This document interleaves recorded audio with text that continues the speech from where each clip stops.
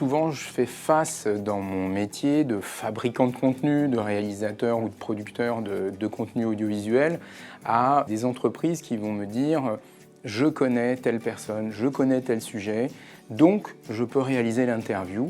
En fait, interviewer, c'est un vrai métier. Celui qui connaît le sujet, celui qui connaît l'orateur, c'est une chose, mais celui qui est capable de faire délivrer à l'orateur un contenu de qualité sur le fond et sur la forme, c'est quelqu'un qui a une capacité particulière, un entraînement particulier à faire parler les autres, à valoriser les autres. Beaucoup de personnes dans la com, le marketing, réalisent des interviews, mais font ce type d'exercice un peu sur le tas. C'est-à-dire qu'ils sont volontaires pour réaliser des interviews, mais sans forcément avoir une formation journalistique ou une formation tout court. L'objectif de cette formation à l'interview efficace, c'est de faire prendre conscience que c'est un vrai métier, qu'il y a beaucoup de facteurs de succès. Ce travail d'interaction et de dialogue avec les personnes qu'on doit interviewer, qu'on doit valoriser, n'est pas si simple. L'enjeu pour nous et pour Partenariat Consultant, effectivement, c'est de faire des interviews qui soient à valeur. Et donc, on a réalisé plusieurs interviews en interne et je me suis aperçue que finalement, on n'allait peut-être pas au bout des choses. Et donc, je me suis dit peut-être qu'on avait des petites choses à améliorer. Et je me suis dit pourquoi pas cette formation qui tombait à pic finalement pour nous. L'interview, c'est clé au sein de mon travail, car je réalise beaucoup d'interviews vidéo, notamment avec des clients. Dans le cadre de ma profession, je suis amenée à faire des interviews. J'ai saisi cette opportunité pour m'améliorer dans ma pratique. J'avais déjà des notions, des choses, etc. J'étais là pour parfaire, pour compléter.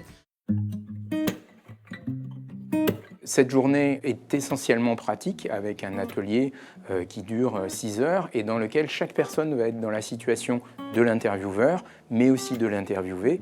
On s'est placé dans les conditions du live avec un atelier qui consiste à se mettre dans la posture d'un live face à un public ou une caméra et de délivrer 5 minutes d'interview chrono qui se tiennent dans un ordre bien précis, avec une exigence de qualité, tant sur celui qui délivre le discours et qui est interviewé, que celui qui va poser les questions et qui va quelque part avoir une posture d'intervieweur, mais aussi d'animateur, comme dans une émission. Et donc, c'est cet exercice qui permet d'arriver à des interviews intéressantes sur le fond, qui vont vraiment être pensées pour une cible, mais aussi où on a une qualité finalement audiovisuelle et une qualité d'animation qui fait que c'est exploitable avec un minimum de travail de montage derrière, donc dans une logique de productivité.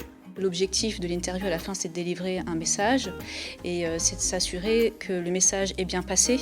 On va se mettre en scène, on va vraiment y aller, on va être pas derrière la caméra mais devant la caméra, pitcher, d'écrire sa trame et de le présenter devant tout le monde. Plein de bonnes pratiques à mettre en place dans mes futurs projets. J'ai l'habitude de faire des interviews, mais j'avais besoin un peu de potentiellement déconstruire ce que je connaissais pour pouvoir peut-être repartir sur de bonnes bases ou pour améliorer le contenu que je pouvais créer. Et donc ça m'a permis en fait de prendre un peu du recul, de savoir ce qui était bon, ce qui n'était pas bon, pour pouvoir améliorer moi mon travail tous les jours justement chez Hippon Technologies. Je sous-estime effectivement la partie être interviewé. Et en réalisant cet exercice avec d'autres pairs, finalement on s'aperçoit que c'est pas si difficile que cela, il faut juste se lancer et aller de l'avant.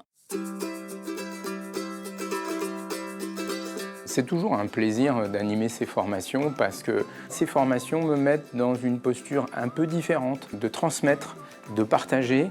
Et quelque part, ça met un peu en perspective aussi tout ce que j'ai appris sur le terrain, avec les questions que me posent les personnes que je forme.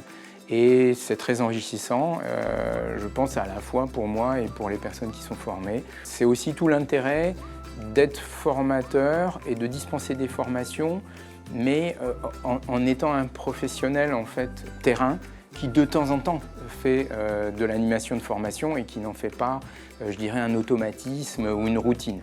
Et c'était vraiment une très belle journée avec des personnes motivées, attentives, en attente, donc très concentrées et qui ont joué le jeu tout le long de la journée. Donc c'était un super moment. Je suis très contente de cette journée. C'était une journée très sympathique, déjà agréable, dynamique, enrichissante. L'intervenant contribue à la convivialité du moment. Je pense que c'est vraiment ultra important et pertinent. Et c'est ça qui donne envie, je pense, en tout cas moi, pour ma part, de revenir. J'ai vraiment bien profité de cette journée. Je vais retourner effectivement chez Partena Consultant avec plein d'idées qu'on va pouvoir appliquer de suite avec l'équipe et on va pouvoir donc interviewer dès demain matin tous nos experts en interne déjà pour commencer. Alors si je devais donner 3 mots-clés pour définir cette super journée, interview maîtrisée, je dirais collaboratif, pratique et spontané. On a quand même passé un très très bon moment lors de cet atelier-là.